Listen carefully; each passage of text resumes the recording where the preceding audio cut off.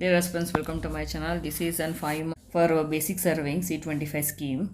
So first question is explain the principle of principle working from whole to part surveying. You have to write down thus that okay.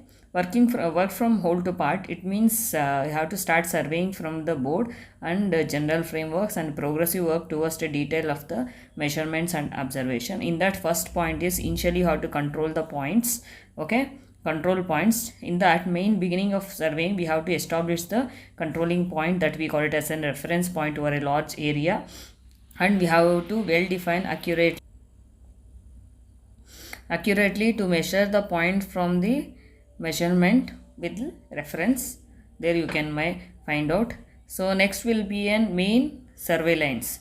So you have to see the control points you have to set. After setting a control points, the survey lines, you have the main survey lines, boundaries and establishing the frameworks for a particular survey area. You have to make the main survey lane. After that, the whole you have to subdivision. So next step is subdivide. The whatever area you will get, that area we have to divide into a small structures and finer details and small boundaries and parts. And after that you have to measure, and you have to add each area you have to measure. That it means work from whole to part. You have to say find out the area, then that area you have to divide it into small parts, and then you have to calculate.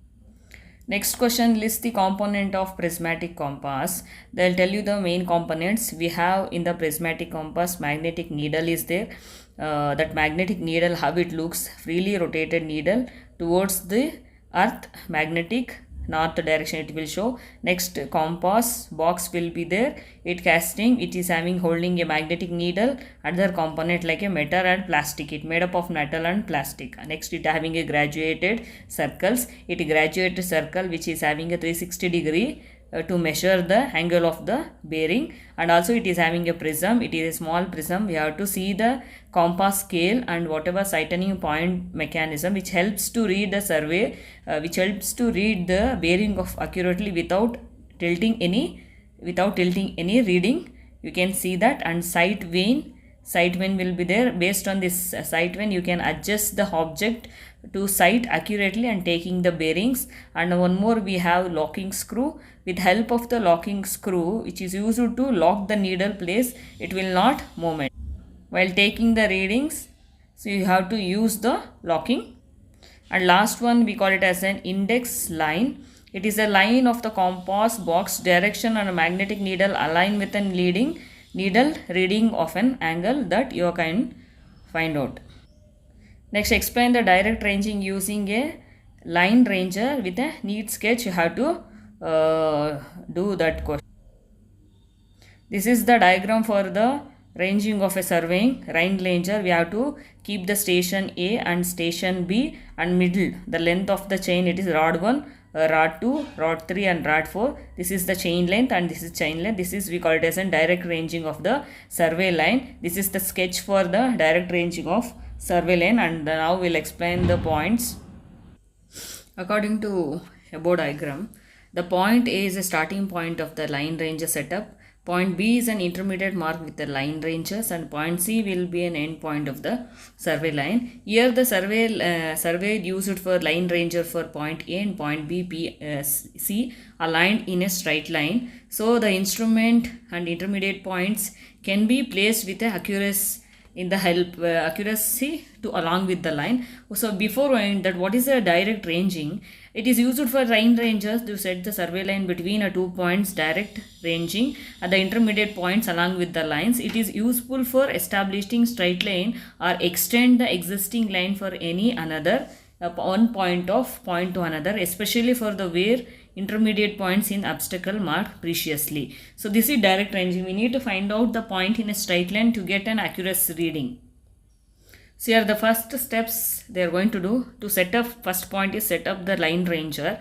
So we have to keep the line ranger tool for straightening mechanism. We have to place known point, and survey used to sight the next point along with the line. Same way, sightening intermediate point, whatever points will be there. So surveyor sightening the ranger with the help of that extend the line involving align the instrument the path of the next, ensuring the straight line. So you have to, is telling to keep it on a straight line. Next is ranging the line. Once the line is aligned, the surveyor can mark the ranging rod suitable interval with the guidance of the direct path. Repeat the process. Next step is repeat the process. That is, surveyor move forward, certaining through the line ranger, confirm the alignment in a particular with a target point, and process repeated until another point established. Entire establishment of the point, this ranger we can use. The next question, how the chaining done on a slope ground using a stepping method. So this is the diagram for the stepping method, the fixed and step by step, that this we call it as an L. These are all L. This the distance of L. It is with the help of a dropping arrow. They are going to do the stepping method that I'll explain. In the stepping method, chaining sloping ground, we are using a stepping method. It is a technique used for the distance of the ground is not level.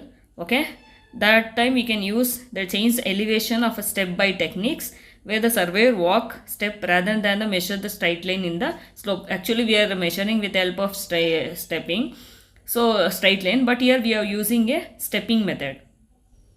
In this step 1, set up the starting point, mark the starting point A, and instrument measurement will begin. Okay, the chain align with a sloping ground. Next, hold the chain with a parallel slope. Okay, surveyor should hold one end of the chain and start the stretching the along with the slope. The chain should be keep parallel to the ground surface. It's not in a slope inclination. Okay, next take the measurement of the step. You have to take the measurement of the directly with the slope line and walk step 1. Each step should be approximately equal to the chain 20 meter. You have to take the 20 meter. Next will be and record the stepping distance. Walking surveyor will walk, measure the horizontal distance in a chain, record the reading of a step covered, and each step the surveyor adjusted the chain maintained by the horizontal distance.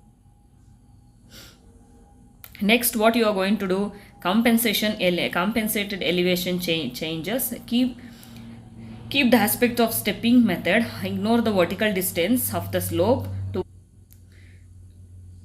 towards, other words, the chain horizontal distance of the ground rather than the keep the slope line. Next, repeat the process, stepping measure until the complete the end point of B. So first point, this will be an first point. Okay, this point you have to vertical distance. Again you find the horizontal distance, vertical distance. This we call it as stepping. With the help of the tape you can do it. This is stepping method until reach the last point.